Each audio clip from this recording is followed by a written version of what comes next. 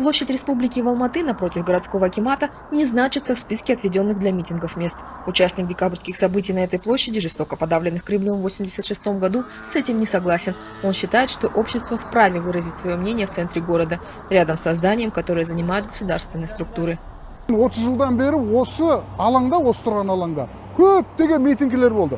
Бірақ бір байқағанымыз, ешкім бұл жерде жаңағы қарулы көтеріліс жасап, тәртіпсіздік жасап, өртеп, ондай бір тәртіпсіздіктер болған емес. Өзім кез келген уақытта осы жерге келіп, өзімнің ойымды айтуға мен неге құқықсыз болуым керек? Өзім осы баяғыда 86-та жасаған, көтеріліс жасаған алаң, бұл демократия алаңы болып қалу керек, және осы жерде митингіге рұқсат берілу керек. 14 мая Сенат парламента Казахстана внес несколько дополнений в законопроект о мирных собраниях и вернул его в Мажилис. Одно из изменений предусматривает большее количество мест, отведенных для митингов. Так, в Алматы, согласно проекту, должны выделить 24 площадки. Пока какого-либо списка нет.